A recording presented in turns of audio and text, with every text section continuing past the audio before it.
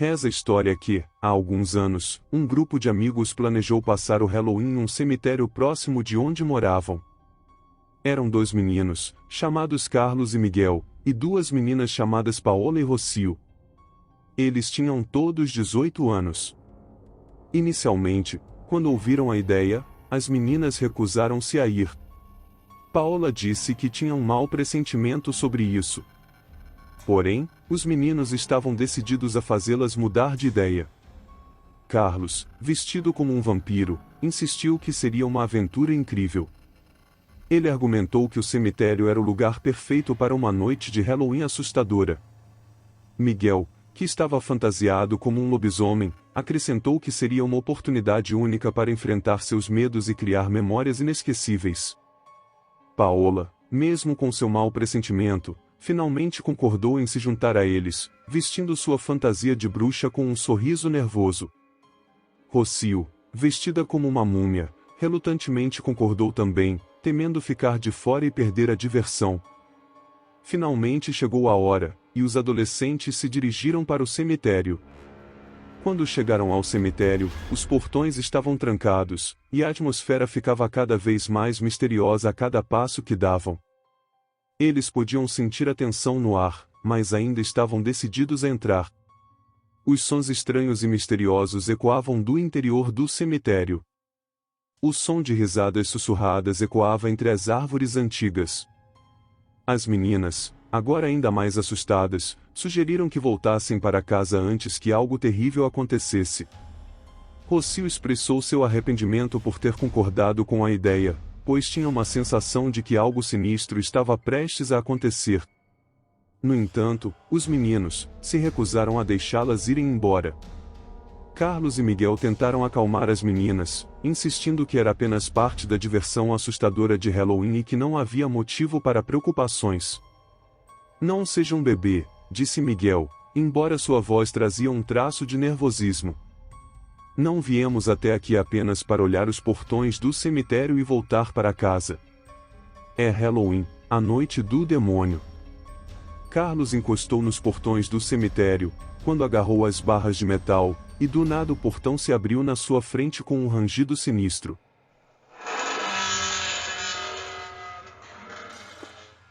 Os ferros rangiam como ossos quebrados, e a sensação gelada das tumbas parecia se espalhar por seus corpos.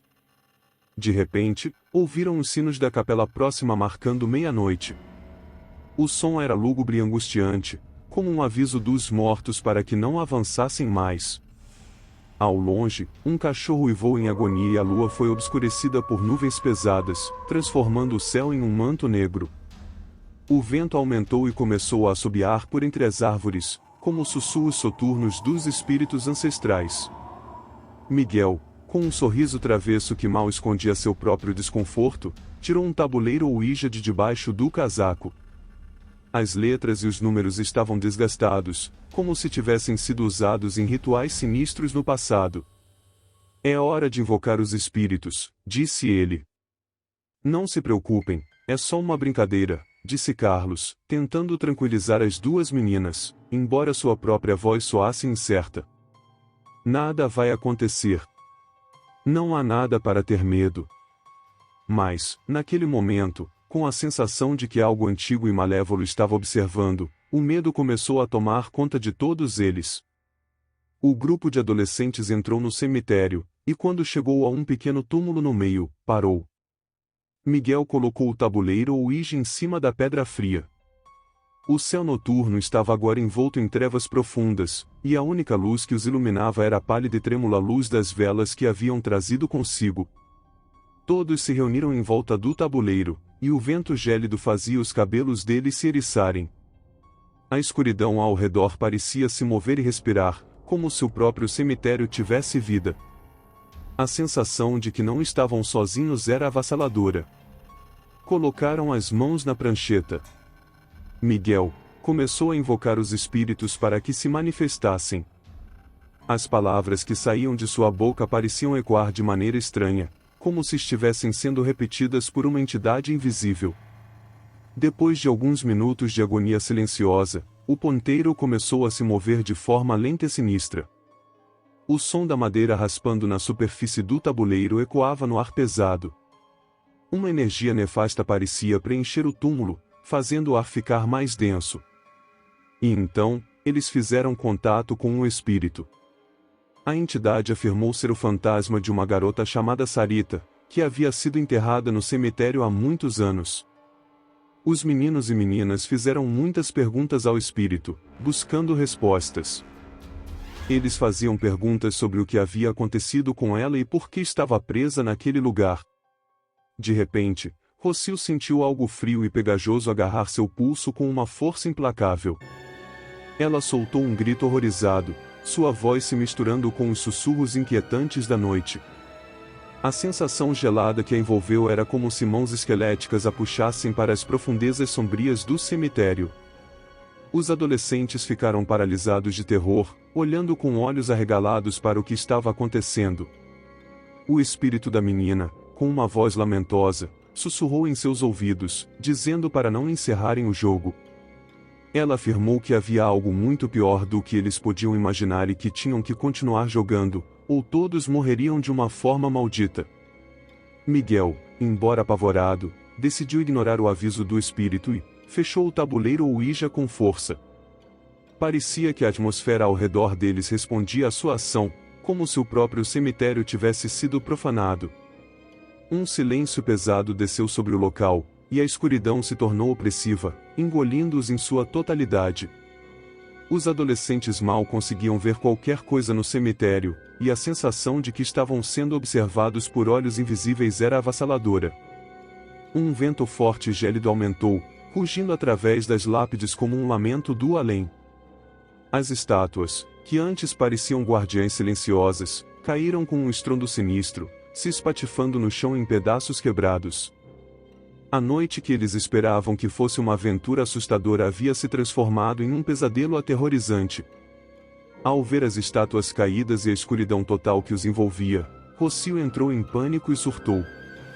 Seu coração estava acelerado, e o terror a consumia enquanto ela tentava desesperadamente encontrar uma rota de fuga. No entanto, na escuridão densa, ela não conseguia ver absolutamente nada.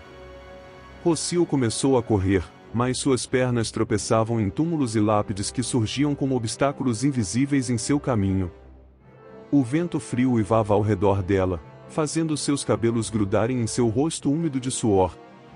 Ela não tinha ideia de para onde estava indo, apenas que precisava fugir daquela escuridão opressiva. Rocio soltou um grito de horror aterrissando em uma cova aberta. Ela caiu abruptamente no buraco, seu corpo colidindo com o solo frio e úmido da cova. Carlos saiu correndo pelos portões do cemitério, sua mente em pânico enquanto tentava fugir da escuridão que havia tomado conta do local.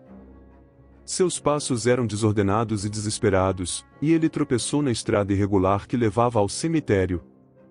As luzes brilhantes de um carro dobraram a esquina da estrada, e Carlos, ainda desorientado pela queda, só conseguiu ver as luzes ofuscantes do veículo. Paola viu uma oportunidade de escapar da escuridão.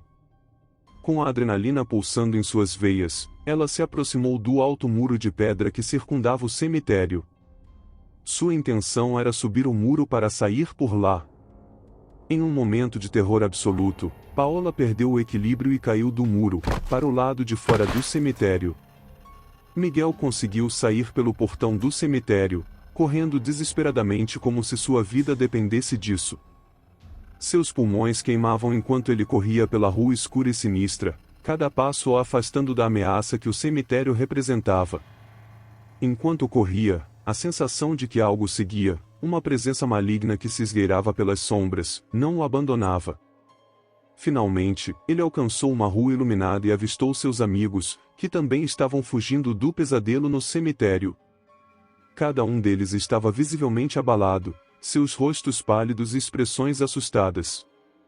Enquanto Miguel recuperava o fôlego, compartilharam suas experiências aterrorizantes. Carlos mencionou o encontro com o carro em alta velocidade, Rocio contou sobre sua queda na cova escura, e Paola descreveu sua tentativa frustrada de escapar pelo muro do cemitério.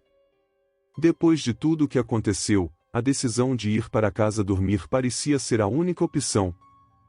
Na manhã seguinte, Miguel acordou e desceu para tomar café da manhã. Seus pais estavam esperando por ele e deram a má notícia. Miguel sentiu um arrepio enquanto seus pais compartilhavam a notícia devastadora. Ele ficou chocado e atordoado ao ouvir que todos os seus amigos haviam morrido naquela noite terrível. Sua mãe lhe contou que Carlos foi atropelado por um carro em alta velocidade. Rocio caiu dentro de um buraco no cemitério, batendo a cabeça com força. Paola, por sua vez, não sobreviveu à queda do muro do cemitério. Miguel, com os olhos arregalados de horror, começou a ligar os pontos. Ele entendeu que o que encontrou naquela estrada não eram seus amigos vivos, mas sim os espíritos deles. Naquele momento, a realidade cruel e sinistra começou a se formar em sua mente. Ele sabia que a entidade disse que ninguém sairia vivo daquele pesadelo. E ele sabia que com certeza ele seria o próximo.